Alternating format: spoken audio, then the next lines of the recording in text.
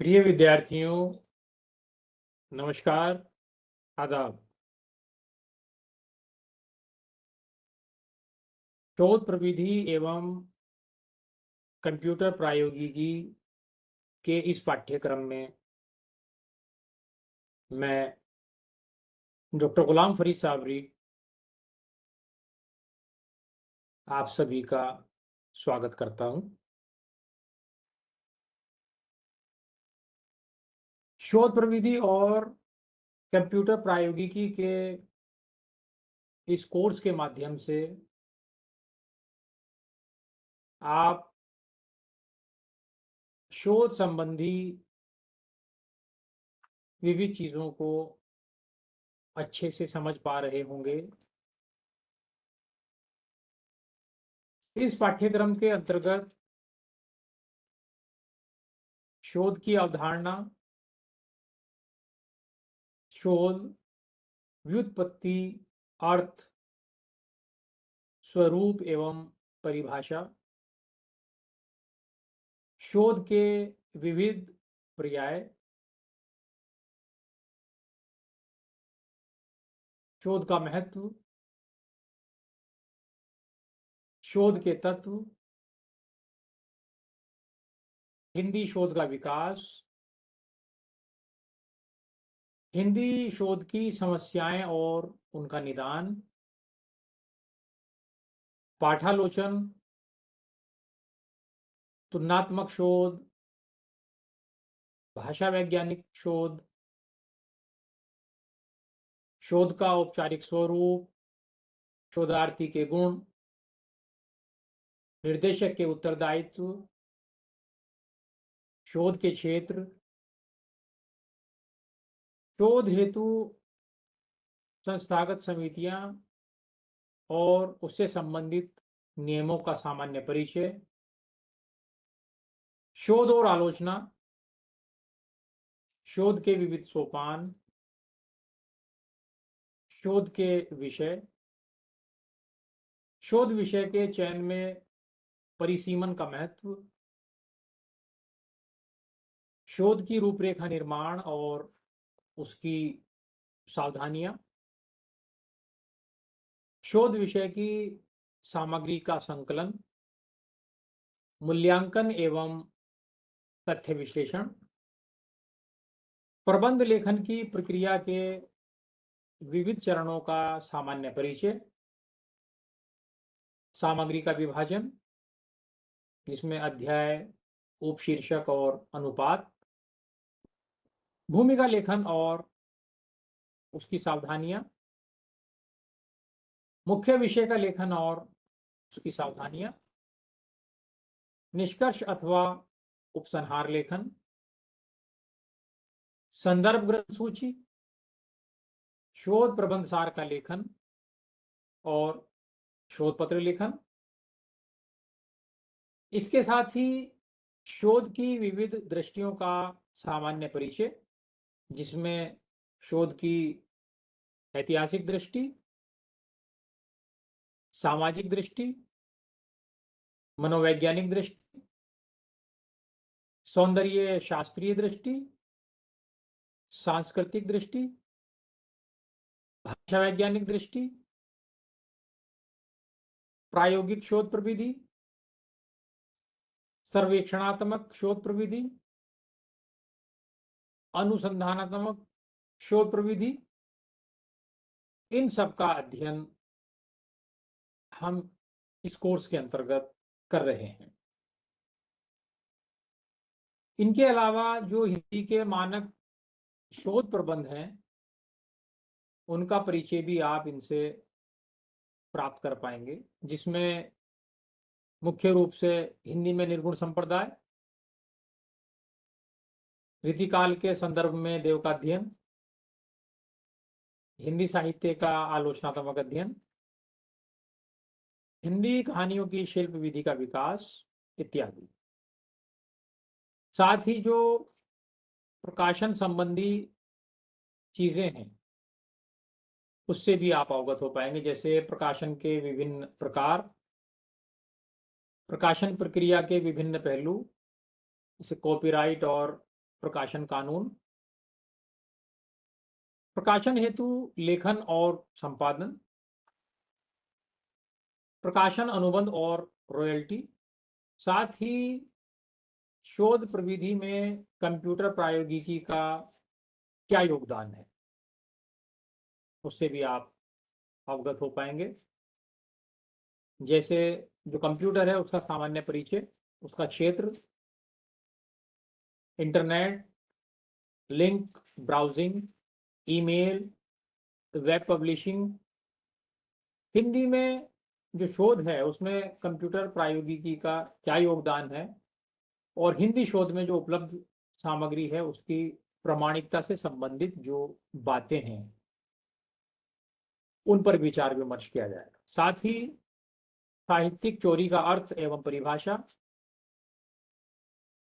साहित्यिक चोरी यानी जो प्लेजरिज्म है की जांच के उपकरण, साहित्यिक चोरी के प्रकार, साहित्यिक चोरी की समस्याएं एवं निदान, और उसके बाद आपका आदर्श लेखन। तो इसमें इन सारी चीजों को आप पूरे इस 12 सप्ताह के कोर्स में प्रत्येक सप्ताह 5 व्याख्यान आप लोग देख रहे हैं, जिनके माध्यम से आपको एक एक करके शोध संबंधी जो महत्वपूर्ण बिंदु हैं उन पर चर्चा की जा रही है। आज हम इस पहले ऑनलाइन सेशन के माध्यम से शोध के औपचारिक स्वरूप के बारे में जानेंगे कि जो शोध है उसका जो औपचारिक स्वरूप है वो क्या है। तो आप जानते हैं कि जो रिसर्च है, शोध जो है वो, उसको हम अंग्रेजी में रिसर्च कहते हैं। और रिसर्च जो है वो लैटिन भाषा के री यानी दोबारा और सर्च यानी खोजना, इन दो शब्दों से मिलकर बना है। कहने का मतलब यह हुआ कि जो किसी भी क्षेत्र में नवीन ज्ञान की खोज या पुराने ज्ञान का पुनः परीक्षण अथवा दूसरे तरीके से विश्लेषण करके नए तथ्यों को उद्घाटित करने की जो प्रक्रिया है उसे हम शोध कहते हैं, यानी रिसर्च कहते हैं। और ये जो शोध की प्रक्रिया है ये एक व्यवस्थित, तार्किक और क्रमबद्ध प्रक्रिया है, जिसका उद्देश्य वैज्ञानिक कार्य प्रणाली का उपयोग करके प्रश्नों के उत्तर खोजना है। यह अज्ञात तथ्यों का पता लगाता है और विशिष्ट स्थितियों का सही चित्रण करता है, चरों के बीच संबंधों की पहचान करता है और समस्याओं के समाधान या निदान में सहायता करता है। शोध की यह प्रक्रिया अंततः सिद्धांतों के निर्माण में परिणत होती है, जो सामाजिक घटनाओं के कारणों पर प्रकाश डालती है और विभिन्न चरों के बीच संबंधों को स्पष्ट करती है। औपचारिक शोध की अवधारणा के बारे में यदि हम बात करें तो औपचारिक शोध को सामान्य ज्ञान से अलग करने वाली सबसे महत्वपूर्ण विशेषता इसकी वैज्ञानिक पद्धति की कठोरता से पालन करना है। यानी जो वैज्ञानिक पद्धति है उसका हमें कठोरता से पालन इसमें करना होता है। जहां सामान्य ज्ञान व्यक्तिगत अनुभव और आकस्मिक अवलोकनों पर आधारित होता है, वहीं औपचारिक शोध एक संरचित सुनियोजित और उद्देश्यपूर्ण प्रक्रिया होती है। यह पूर्वाग्रहों और व्यक्तिनिष्ठता से मुक्त होती है, क्योंकि इसका ज्ञान निरीक्षक या अध्ययनकर्ता के अनुकूल न होकर घटना और तथ्य के अनुकूल होता है। इस पद्धतिगत कठोरता का एक गहरा कारण है। औपचारिक शोध की व्यवस्थित प्रकृति यह सुनिश्चित करती है कि परिणाम विश्वसनीय और वैध।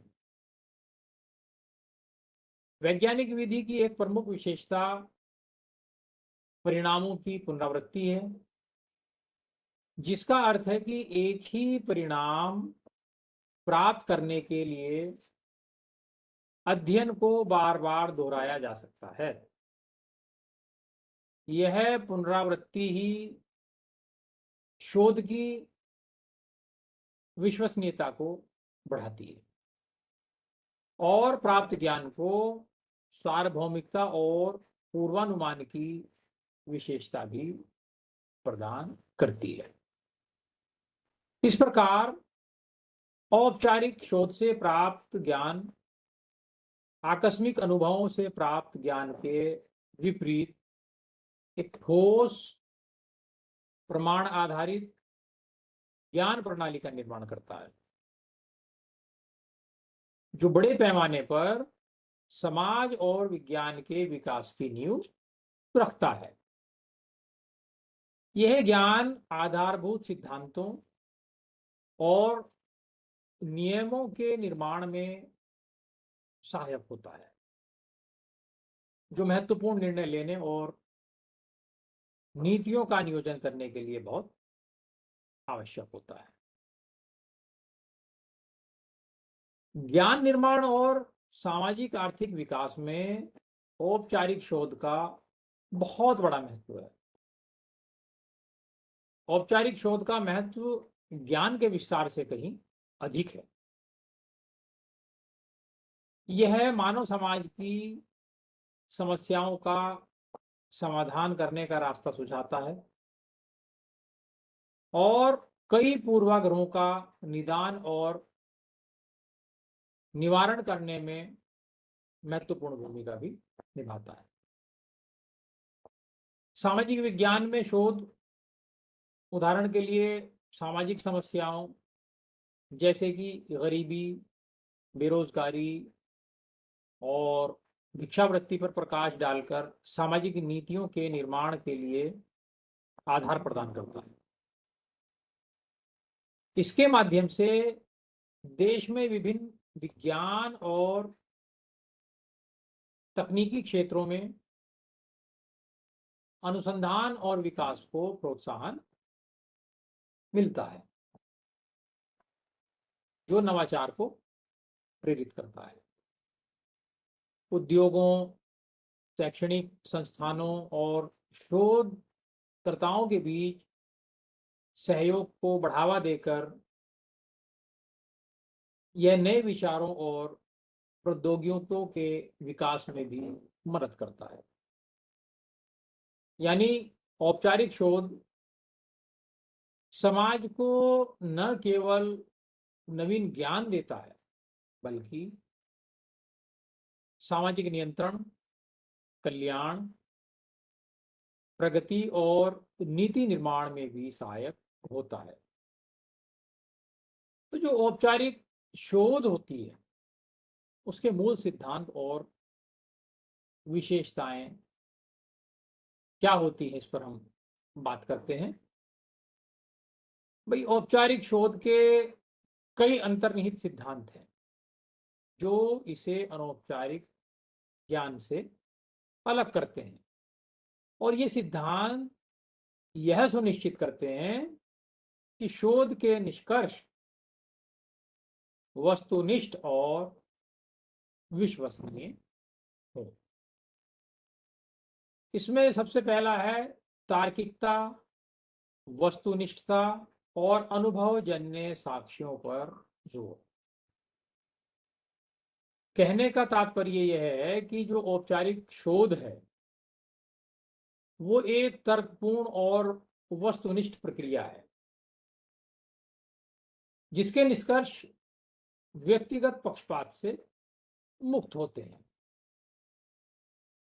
यह वास्तविक और अनुभवजन्य आंकड़ों पर आधारित होता है, जिसका अर्थ है कि तथ्य अवलोकन या प्रयोग के माध्यम से प्राप्त किया जाता है। वैज्ञानिक पद्धति में पूर्वाग्रहों या व्यक्तिगत विचारों का कोई स्थान नहीं होता। इसके बारे में ए वुल्फ ने कहा भी है कि सही ज्ञान की जो प्रथम शर्त है ऐसे तथ्यों को प्राप्त करने की दृढ़ इच्छा एवं योग्यता है जो बाह्य स्वरूप, प्रचलित विचारधारा एवं व्यक्तिगत विचारों से प्रभावित ना हो। इससे स्पष्ट है कि ज्ञान को हमेशा तथ्यों और घटनाओं के अनुकूल होना चाहिए, न कि शोधकर्ता के दृष्टिकोण के अनुकूल। दूसरा, वैज्ञानिक पद्धति और उसकी पुनरावृत्ति की विशेषता। औपचारिक शोध की एक व्यवस्थित और नियंत्रित अध्ययन के रूप में इसको हम परिभाषित करते हैं। इसमें तथ्यों को निष्पक्ष रूप से स्थापित करने के लिए परीक्षण और प्रयोग का उपयोग किया जाता है। वैज्ञानिक विधि की एक प्रमुख विशेषता पुनरावृत्ति है, यानी एक ही प्रक्रिया को दोहराने पर बार बार एक ही परिणाम प्राप्त होते हैं, जिससे शोध की विश्वसनीयता और सार्वभौमिकता बढ़ती है। तो वैज्ञानिक पद्धति के अनुकूल ही इसका परिणाम होता है और यह निश्चित है और इसे दोहराया भी जा सकता है। अगर हम औपचारिक शोध की कुछ प्रमुख विशेषताओं की बात करें तो इसमें कई विशेषताएं हैं, जैसे वैज्ञानिक अभिकल्पों का प्रयोग, यानी शोध कार्य के लिए एक पूर्व निर्धारित वैज्ञानिक योजना या अभिकल्प यानी डिजाइन का उपयोग किया जाता है। दूसरा, वैध और विश्वसनीय उपकरण। आंकड़ों को प्राप्त करने के लिए ऐसे उपकरणों का उपयोग किया जाता है जो विश्वसनीय और वैध हो। तीसरा, परिणामों की पुनरावृत्ति। जैसा कि मैंने आपको भी बताया, शोध से प्राप्त परिणामों और संबंधों को दोहराया जा सकता है, जिससे सदैव सुनिश्चित और सुसंगत निष्कर्ष उपलब्ध होते हैं। चौथा है परिशुद्ध और विश्वसनीय ज्ञान, यानी शोध से प्राप्त ज्ञान परिशुद्ध, वैध और विश्वसनीय होता है। पांचवा है अभिलेखन और प्रतिवेदन। प्राप्त जानकारी का सावधानी पूर्वक अभिलेखन और प्रतिवेदन किया जाता है ताकि यह भविष्य में आगामी शोधों के लिए सहज रूप से उपलब्ध हो सके। अब हम बात करते हैं औपचारिक शोध के प्रकार और उनकी कार्यप्रणाली। यानी औपचारिक शोध को उसके उद्देश्य, पद्धति और प्रकृति के आधार पर विभिन्न श्रेणियों में वर्गीकृत किया जा सकता है, जैसे मौलिक बनाम अनुप्रयुक्त शोध। यह वर्गीकरण इस बात पर आधारित है कि शोध का जो उद्देश्य है केवल ज्ञान में वृद्धि करना या किसी व्यवहारिक समस्या का समाधान करना है। मौलिक शोध को शुद्ध या बुनियादी शोध भी कहा जाता है। यह जिज्ञासा और ज्ञान की खोज से प्रेरित होता है। इसका मुख्य उद्देश्य किसी क्षेत्र में एक सिद्धांत विकसित करना अंतर्निहित सिद्धांतों और घटनाओं की समझ का विस्तार करना है। इसे इस बात से कोई मतलब नहीं होता कि प्राप्त नया ज्ञान किसी वर्तमान समस्या के समाधान में कारगर होगा या नहीं। जबकि अनुप्रयुक्त शोध का उद्देश्य विशिष्ट और व्यवहारिक समस्याओं का समाधान करना होता है। यह मौजूदा सिद्धांतों और ज्ञान का उपयोग करके वास्तविक दुनिया की चुनौतियों को हल करने का प्रयास करता है। इसके निष्कर्षों को तत्काल उपयोग में लाया जा सकता है और ये सरकारी या गैर सरकारी संगठनों को नीति और योजना बनाने में भी सहायता करता है। मौलिक शोध अनुप्रयुक्त शोध के लिए एक आधार प्रदान करता है। मौलिक शोध द्वारा निर्मित सिद्धांत ही अनुपयुक्त शोध में व्यवहारिक समस्याओं के समाधान के लिए उपयोग किए जाते हैं। इस प्रकार दोनों एक दूसरे के पूरक हैं। जहां मौलिक शोध भविष्य के नवाचारों के लिए दीर्घकालिक नींव रखता है, वहीं अनुप्रयुक्त शोध वर्तमान चुनौतियों का तत्काल समाधान प्रदान करता है। यह एक कारण प्रभाव संबंध है जो अनुसंधान के पारिस्थितिकी तंत्र को संचालित करता है। अक्सर शोध के प्रकार का सीधा संबंध वित्त पोषण के स्रोत से होता है। अब कुछ बातचीत करते हैं जो मात्रात्मक शोध है और जो गुणात्मक शोध है, यानी क्वांटिटेटिव रिसर्च और क्वालिटेटिव रिसर्च। तो मात्रात्मक शोध संख्यात्मक डेटा के संग्रह और विश्लेषण पर केंद्रित होता है। यह निगमनात्मक तर्क का उपयोग करता है जिसमें पूर्व स्थापित परिकल्पनाओं का परीक्षण किया जाता है और अधिकतर वस्तुनिष्ठ होता है और सर्वेक्षण, सन्निहित साक्षात्कार और प्रयोगों के माध्यम से डेटा इसमें एकत्रित किया जाता है। जबकि गुणात्मक शोध गैर संख्यात्मक डेटा जैसे पाठ, चित्र, ऑडियो रिकॉर्डिंग इत्यादि पर ध्यान केंद्रित करता है। इसका जो उद्देश्य है वो लोगों के अनुभवों, अर्थों और व्यवहारों की गहन समझ प्राप्त करना है। यह आगमनात्मक तर्क का उपयोग करता है जिसका उद्देश्य सिद्धांतों और परिकल्पनाओं का निर्माण करना है। शोध प्रश्न सीधे तौर पर शोध पद्धति का चयन निर्धारित करता है। यदि शोधकर्ता क्यों या कैसे जैसी घटनाओं के पीछे के कारणों को समझना चाहता है तो गुणात्मक शोध अधिक उपयुक्त होता है, जबकि कितना या कितनी बार जैसे प्रश्न मात्रात्मक शोध की ओर ले जाते हैं। मात्रात्मक शोध के परिणाम बड़े नमूनों पर आधारित होने के कारण सामान्यीकरण के लिए अधिक उपयुक्त होते हैं, जबकि गुणात्मक शोध से प्राप्त समृद्ध अंतर्दृष्टि हमें किसी घटना की गहन समझ प्रदान करती है। शोध का एक मिश्रित तरीका भी होता है।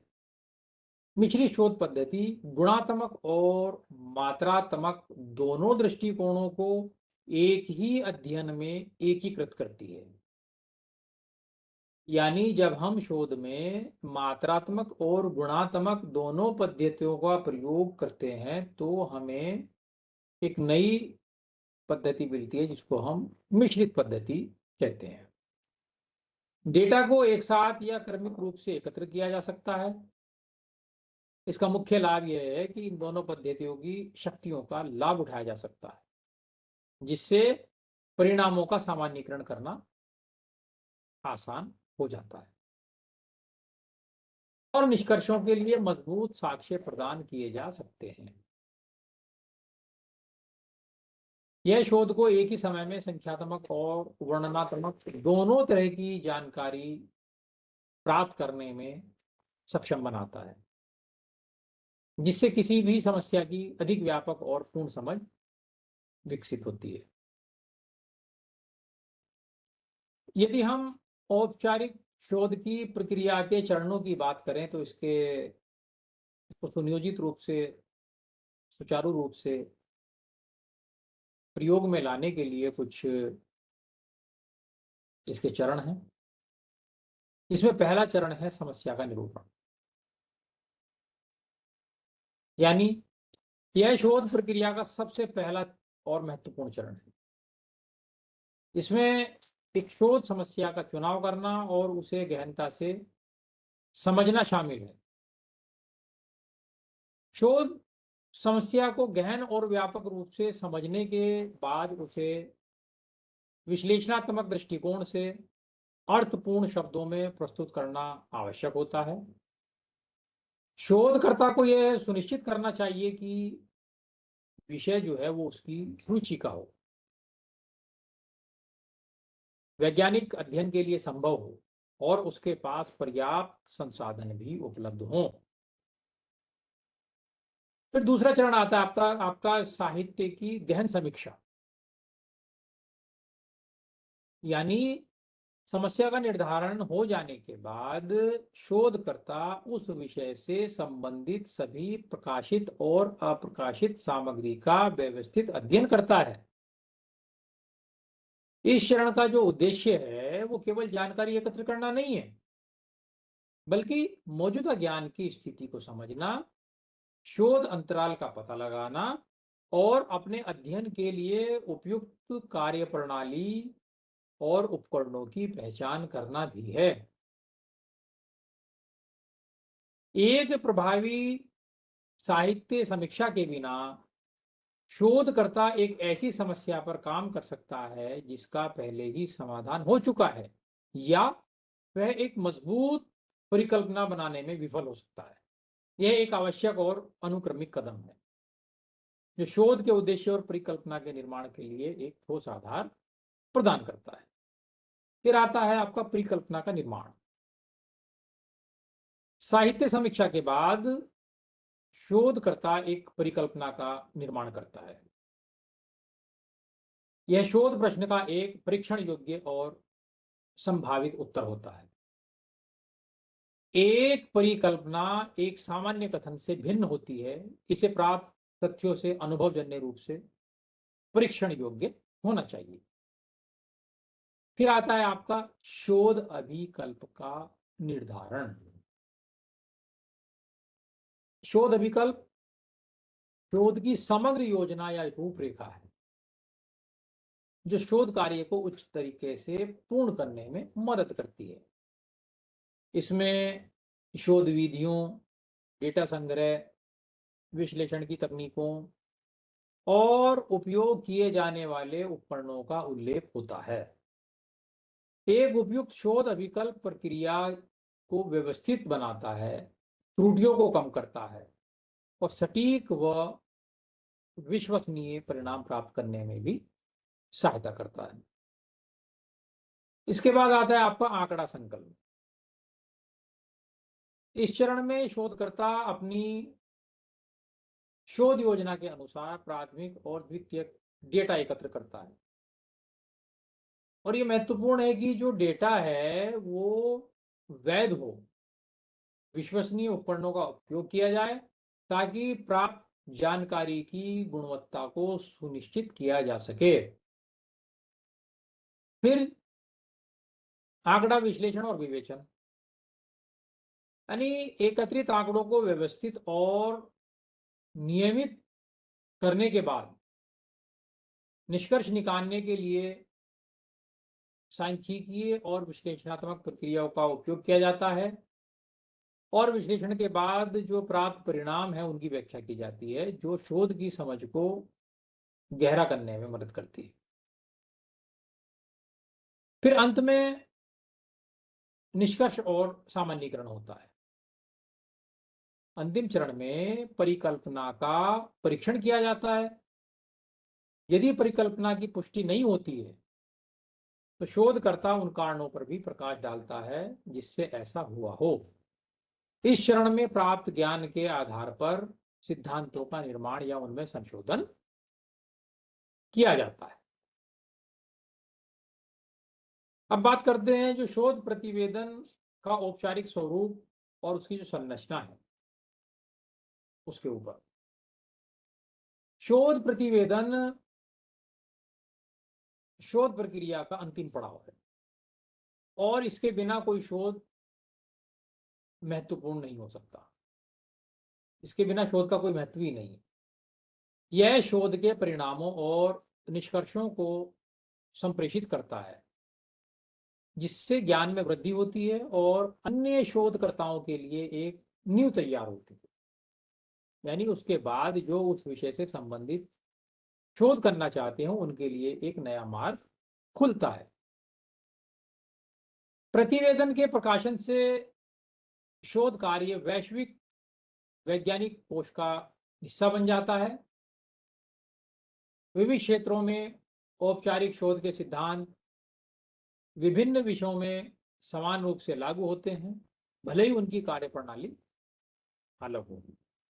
विज्ञान, सामाजिक विज्ञान और मानविकी में शोध का उद्देश्य समान है, ज्ञान की खोज। हालांकि उनकी कार्यप्रणाली में भिन्नता होती है, जो इस बात को दर्शाती है कि औपचारिक शोध का ढांचा कितना लचीला है और हर क्षेत्र की विशिष्ट आवश्यकताओं के अनुकूल वो हो सकता है। तो ये जो शोध का जो आपका औपचारिक स्वरूप है, इससे आप भली भांति परिचित हो गए होंगे। अब इसके सारे चरणों को जानने के बाद और यह जानने के बाद कि औपचारिक शोध क्या है, क्या इसके चरण हैं, क्या इसकी प्रक्रिया है, कैसे हम आंकड़े इकट्ठे करते हैं, कैसे उनका विश्लेषण करते हैं, कैसे परिकल्पना का निर्माण होता है, कैसे परिणामों का सामान्यीकरण होता है, फिर उसका निष्कर्ष निकलता है। ये सब जानने के बाद हमें ये बात जाननी भी अति आवश्यक है कि जो एक शोधार्थी है, जो व्यक्ति शोध कर रहा है, उसके अंदर कौन कौन से गुण होने जरूरी हैं। एक अच्छा शोधकर्ता हम किसे कहेंगे? ये तो बात आपको स्पष्ट हो ही गई कि ये शोध जो है वो ज्ञान के प्रसार का एक माध्यम है। एक अच्छे शोधार्थी को उत्तम एवं गुणात्मक कोटि का शोध प्रबंध लिखने के लिए शोध की विभिन्न पद्धतियों और सामान्य नियमों का पालन करना जरूरी होता है। और कुछ ऐसी सामान्य जानकारियां हैं जिनका उचित ज्ञान होना प्रत्येक शोधकर्ता के लिए जरूरी है। आप जानते हैं कि मनुष्य एक विवेकशील प्राणी है और जन्म से ही वो जिज्ञासु प्रकृति का रहा है, यानी कुछ ना कुछ उसको नया जानने की इच्छा रहती ही है। ऐसी स्थिति में इस प्रकार के कुछ प्रश्न मनुष्य को प्रारंभ से ही झकझोरते रहे हैं जिनका वो हल तलाशना चाहता है। वो चाहे भौतिक हो, आध्यात्मिक रहस्य हो, कई तरह के ऐसे प्रश्न हो सकते हैं जिनका समाधान वो अपने जीवन में चाहता है। अतः शोध की कुछ ऐसी सामान्य जानकारियां जिनका उचित ज्ञान होना प्रत्येक शोधार्थी के लिए अति आवश्यक है, उस पर थोड़ी सी बातचीत अब हम करते हैं। जानते हैं कि एक अच्छे शोधकर्ता में कौन कौन से गुण होने चाहिए। पहला तो शैक्षिक योग्यता ही है। जैसा कि आप जानते हैं कि जो लोग शोध करते हैं, शोध के लिए क्या योग्यता होनी चाहिए। जो व्यक्ति शोध करने जा रहा है उसको जिस विषय में वो शोध करना चाहता है उस विषय में उसको स्नातकोत्तर होना चाहिए, यानी मास्टर डिग्री होना चाहिए। उदाहरण के लिए, यदि कोई व्यक्ति हिंदी में शोध करना चाहता है तो उसको हिंदी में मास्टर्स होना चाहिए। कोई अंग्रेजी में शोध करना चाहता है तो उसको अंग्रेजी में स्नातकोत्तर होना चाहिए, एमए। या विज्ञान विषयों की बात करें तो अगर किसी व्यक्ति को भौतिक विज्ञान में शोध करना है तो उसको भौतिक विज्ञान में एमएससी होना चाहिए, मास्टर्स होना चाहिए। तो ये तो एक बेसिक सी बात है जिसको आप सभी लोग जानते हैं। दूसरी बात है मनोवृत्ति। जो मनोवृत्ति है उससे तात्पर्य ये है कि जो शोधार्थी है उसकी मनोवृत्ति शोध के अनुकूल होनी चाहिए।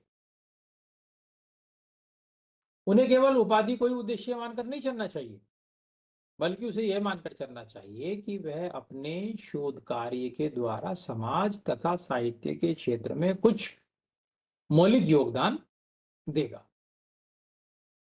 शोधार्थी की दृष्टि में शोध मुख्य कार्य होना चाहिए, उपाधि गौण।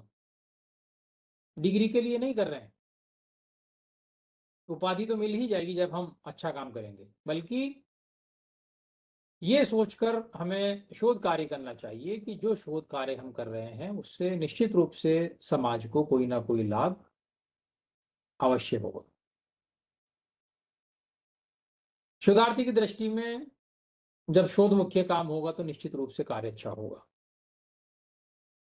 शोधार्थी को अपनी मनोवृत्ति के अनुकूल ही शोध कार्य करना चाहिए।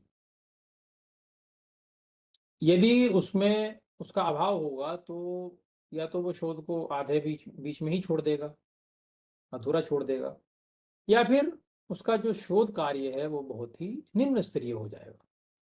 इसलिए जो शोध करता है उसकी मनोवृत्ति का शोध के अनुकूल होना अति आवश्यक है। फिर बौद्धिक स्तर की बात आती है आपकी।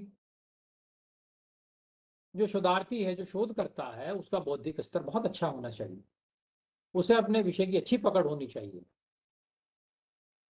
शोध कार्य तथ्यों की खोज या उनकी पुनर्व्याख्या का कार्य होता है।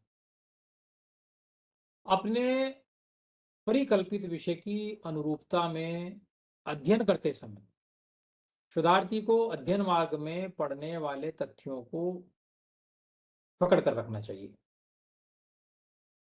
अपने विषय की मूल चेतना के प्रति सदैव जागरूक रहना चाहिए और इसी चेतना के परिप्रेक्ष्य में यह निर्णय लेने की क्षमता दिखानी चाहिए कि कौन से तथ्य उसके लिए उपयोगी हैं और कौन से अनुपयोगी। ये काट छांट, निरीक्षण, परीक्षण, मूल्यांकन, विश्लेषण का कार्य तभी संभव हो सकता है जब शोधार्थी की सूझबूझ या पकड़ बहुत अच्छी होती है।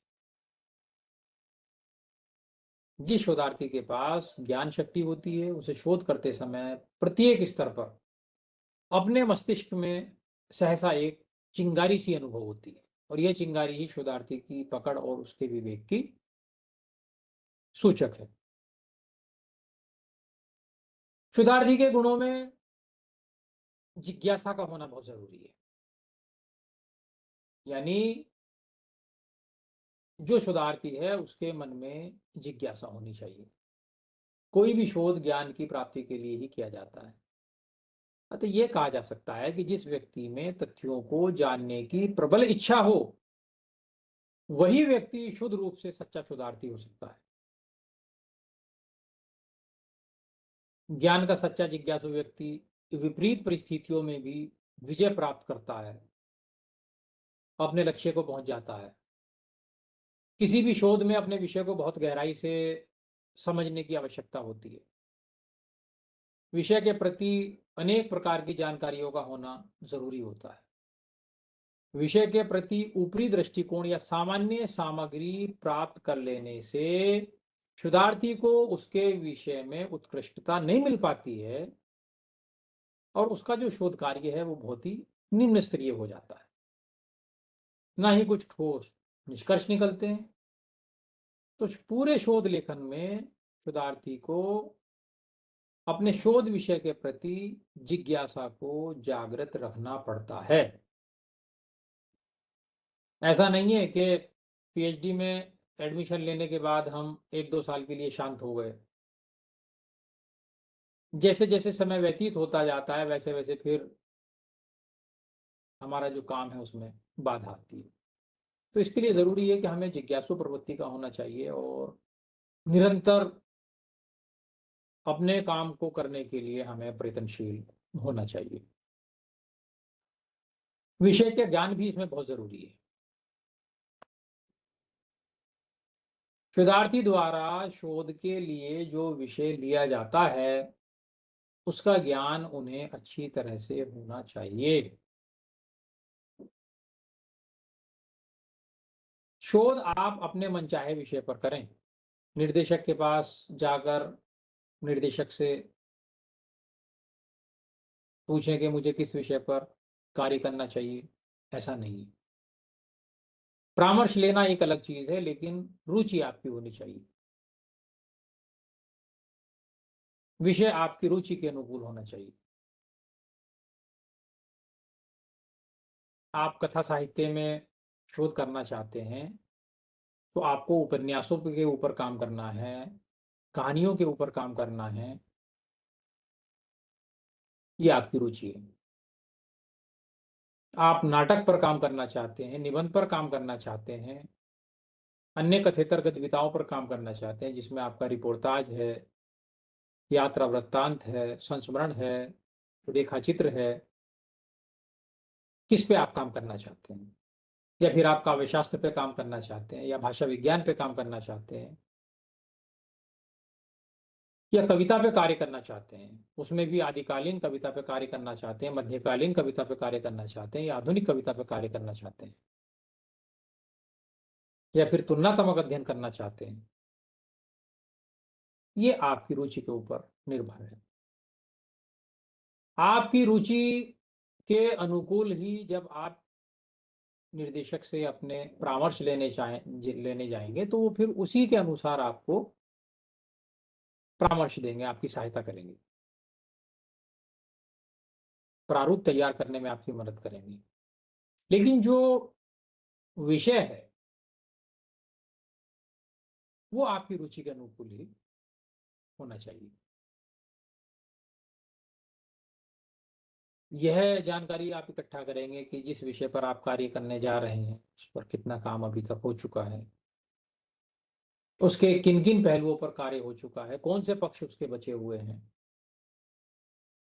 तो फिर जो पक्ष बचे हुए हैं उन्हीं पक्षों पर आप काम करेंगे। ये अति आवश्यक है। विषय के प्रति आपको ईमानदार होना चाहिए और उसमें गहरी आपकी रुचि होनी चाहिए। साथ ही कठिन परिश्रम। वैज्ञानिक पद्धति से शोध करने के लिए तटस्थता और धैर्य के साथ कठोर परिश्रम करना आवश्यक होता है। यह प्रक्रिया चयन के साथ ही शुरू हो जाती है। पहले से उपलब्ध शोधालोचनाओं को देखना, उसमें निहित शोध के सभी पक्षों को देखना और फिर अपने लिए एक विषय चुनना बहुत ही परिश्रम का कार्य है, जिसके लिए बहुत अध्ययन और विश्लेषण की आवश्यकता होती है। तो शोधकर्ता को जो है वो कठिन परिश्रमी होना चाहिए, फिर कार्य करने की क्षमता होनी चाहिए। गृहीत विषय पर शोध कार्य करने की शोधार्थी में पूर्ण क्षमता होनी चाहिए। जो विषय आपने लिया है उसको आप पूरी क्षमता के साथ कर सकें। कभी कभी ऐसा होता है कि अनुसंधान कार्य ऐसे विषय पर शोध कार्य करने की मांग करता है जो बहुत कठिन होता है और शोधकर्ता को उस विषय का कुछ भी ज्ञान नहीं होता है।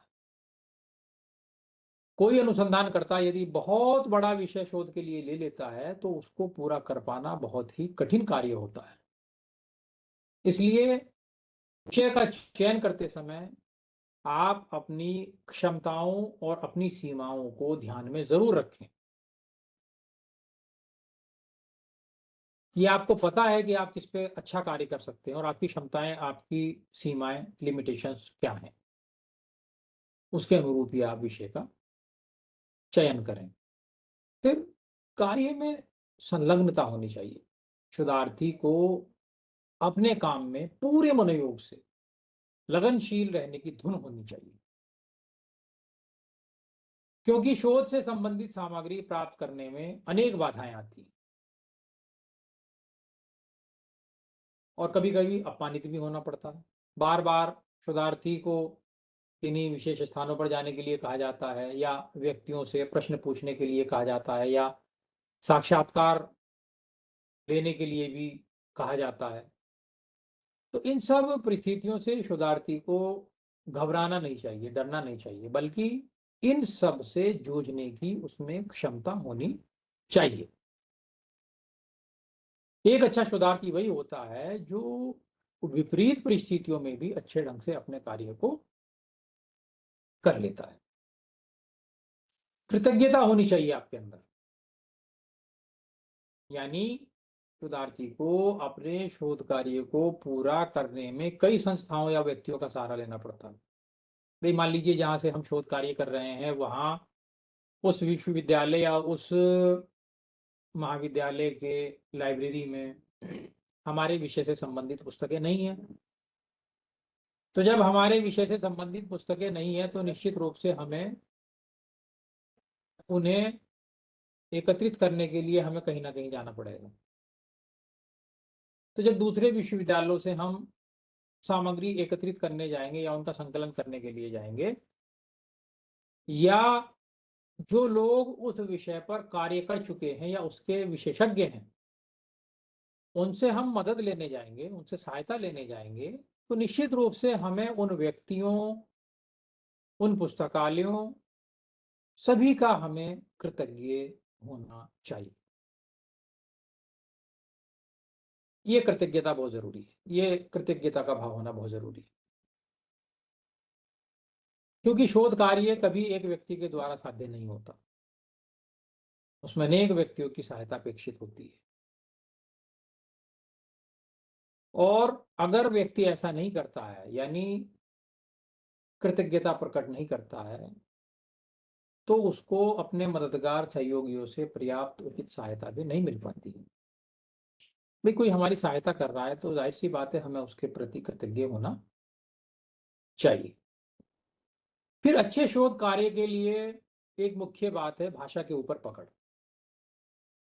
किसी भी शोधार्थी के लिए ये बहुत जरूरी है कि उसे भाषा का बहुत ही अच्छा ज्ञान होना चाहिए।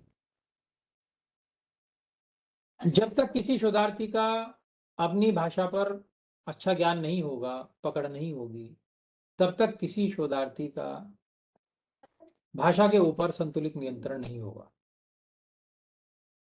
उसका शोध प्रबंध जो है वो कमजोर ही रहेगा। भाषा की अच्छी जानकारी किसी भी शोध कार्य की गरिमा को बढ़ा देती है। कभी कभी ऐसा देखा गया है कि विषय ज्ञान की अच्छी जानकारी रहने के बाद भी अगर शोधार्थी को भाषा का सही ज्ञान नहीं है तो कई बार शोध प्रबंध भाषा दोष के कारण अस्वीकृत कर दिया जाता है।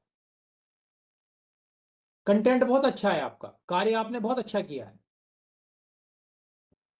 सामग्री आपने अच्छी संकलित की भी आपने बहुत अच्छा, लेकिन भाषा का ज्ञान न होने के कारण जो भाषा दोष है अगर उसमें वो रह जाता है तो जो थीसिस है, जो आपका शोध प्रबंध है, वो कई बार अस्वीकृत भी कर दिया जाता है।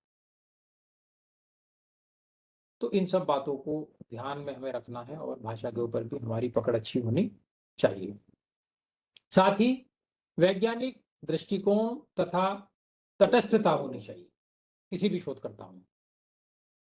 यानी शोधार्थी को अपने शोध विषय को पूरा करने के लिए तटस्थ और वैज्ञानिक दृष्टिकोण को अपनाने की आवश्यकता होती है। तटस्थ भाव रखकर ही शोध कार्य किया जा सकता है। शोधार्थी को अपने शोध में एकदम तटस्थ होना चाहिए, तभी वह निष्पक्ष रूप से अपना काम कर सकता है। वैज्ञानिक दृष्टिकोण रखने वाला जो व्यक्ति होता है वो कभी भी श्रद्धालु तरह का नहीं होता, यानी प्रत्येक तथ्य को वो तर्क की कसौटी पर रखकर देखता है और जो सही होता है उसी का चुनाव करता है। इसीलिए जो उसके निष्कर्ष होते हैं वो सही होते हैं। तो हमें तटस्थ होने की जरूरत है। तटस्थता जो है वो शोध में बहुत महत्वपूर्ण है। सृजनात्मकता हमारे अंदर होनी चाहिए। किसी भी शोधार्थी के लिए सृजन शक्ति का होना बहुत जरूरी है। जब साहित्यिक शोध किया जाता है तब इस शक्ति का होना और भी अनिवार्य हो जाता है। अनुसंधान के लिए एकत्र की गई सामग्री को व्यवस्थित करना बहुत ही आवश्यक होता है। इन सबूत की जो समुचित व्यवस्था है उसके लिए कल्पना की आवश्यकता होती है। तो जो शोधार्थी है उसके लिए जरूरी है कि वो सृजनशील हो। जब तक शोधार्थी किसी रचना में छिपे सौंदर्य और रचनात्मक कल्पना को सही ढंग से ग्रहण नहीं करेगा, तब तक वह कृति संबंधी शोध को सही दिशा नहीं दे पाएगा। इसके साथ ही शोधार्थी में मानसिक संतुलन का होना बहुत जरूरी है। मानसिक संतुलन किसी भी शोधकर्ता के लिए बहुत जरूरी है, अनिवार्य तत्व। वैसे तो मनुष्य के लिए सभी कार्य के लिए मानसिक संतुलन की आवश्यकता पड़ती है, लेकिन शोध में इसका महत्व और अधिक बढ़ जाता है। शोध कार्य तभी अच्छा होता है जब हमारा मानसिक चित्त सही होता है। शोधक के मन मस्तिष्क में अच्छे अच्छे विचार भी तभी आते हैं जब उसका मन मस्तिष्क संतुलित होता है। एक अच्छे शोधकर्ता को संकोचहीन होना चाहिए। किसी भी बात को पूछने में उसको किसी से कोई भी संकोच नहीं होना चाहिए। ये नहीं सोचना चाहिए कि मैं किसी व्यक्ति विशेष से अगर इस चीज के बारे में कुछ पूछूंगा तो वो क्या सोचेगा। अगर आप ऐसे सोचेंगे तो आपके प्रश्नों का हल कैसे मिलेगा?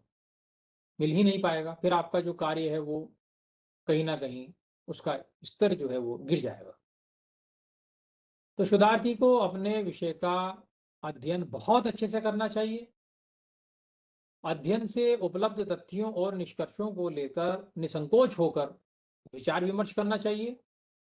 उनके मन में जो भी प्रश्न है उसको बिना किसी संकोच के साझा करना चाहिए, पूछना चाहिए, उस पर विचार विमर्श करना चाहिए और फिर उससे प्राप्त जो उत्तर हैं, जो निष्कर्ष हैं, उनको अपने शोध में शामिल करना चाहिए। साथ ही शोधार्थी को पूर्वाग्रहों से भी बचना चाहिए। इससे मुक्त होकर ही चलना पड़ेगा आपको, जिससे शोध कार्य में लचीलापन रहता है। शोध में हमेशा शोध की गुंजाइश बनी रहती है। हर स्तर पर शोधार्थी की पहली मान्यताएं बदल सकती हैं। अगर कोई शोधार्थी अपनी किसी पूर्व मान्यता से बंधकर शोध कार्य करता है तो फिर शोधार्थी नहीं रह जाता।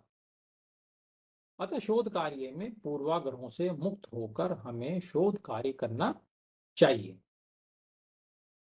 साहित्यिक चोरी से भी बचना चाहिए। शोधार्थी को चाहिए कि उसका जो शोध कार्य है वो मौलिक हो, उसमें साहित्यिक चोरी नहीं होनी चाहिए।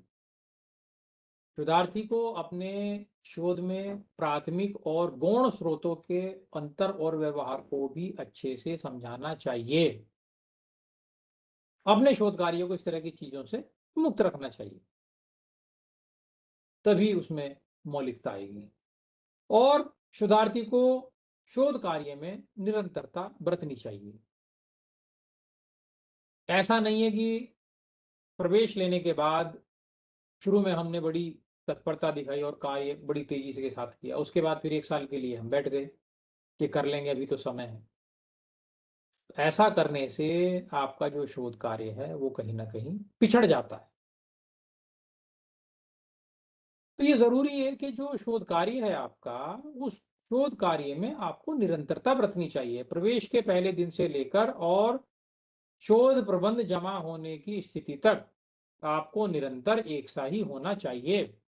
ये नहीं होना चाहिए कि कुछ आज कर लिया, कुछ बाद में कर लेंगे, कुछ कल कर लेंगे, 15 दिन के बाद कर लेंगे, अगले महीने देख लेंगे। कुछ सामग्री एकत्रित की, फिर हमने कार्य छोड़ दिया। उसके बाद 4 महीने निकाल दिए, फिर हम उस चीज़ को पुनः लेके बैठे दोबारा। तो जो निरंतरता है, जो कंटिन्यूटी है, अगर वो आपके शोध कार्य में नहीं रही, तो आपका शोध कार्य कहीं न कहीं प्रभावित होगा ही। तो ऐसी स्थिति में जब आपका शोध कार्य प्रभावित होगा, तो जो आपका जो समय सीमा है, जिस समय सीमा में आपको अपना शोध कार्य पूरा करना है, वो जो समय सीमा है आपकी ऐसे ही निकल जाएगी और आपका जो शोध कार्य है वो कहीं न कहीं पिछड़ जाएगा। फिर आपको पता चला कि जो तय समय सीमा है वो निकल गई, फिर आपको आगे एक्सटेंशन लेना पड़ रहा है। तो जो शोधार्थी है, उस शोधार्थी को अपने कार्य में निरंतरता बरतनी चाहिए। प्रारंभ से लेकर अंत तक उसको अपनी पूर्ण क्षमता के साथ, पूरी ईमानदारी के साथ अपना शोध कार्य करना चाहिए। तो आज हमने शोध के महत्वपूर्ण चरणों, औपचारिक जो शोध है उसके चरणों पर और जो शोधार्थी के गुण हैं उन पर बहुत ही विस्तार से बातचीत की। मुझे आशा है कि औपचारिक शोध संबंधी विभिन्न चरण और शोधार्थी के गुणों से आप भली-भांति परिचित हुए होंगे। अब आप अपने व्याख्यानों को निरंतर देखते रहिए और समयानुसार जो आपको असाइनमेंट्स दिए जा रहे हैं उनको आप पूरे करते रहिए। फिर हम जो अगला हमारा ऑनलाइन सेशन है उसमें बातचीत करेंगे और आपके कुछ प्रश्न होंगे तो उन प्रश्नों पर फिर हम बातचीत करेंगे। कोई शंका होगी तो उसका समाधान करेंगे। तो अब अगले सेशन में हम मिलेंगे। तब तक के लिए नमस्कार और आप सभी का धन्यवाद।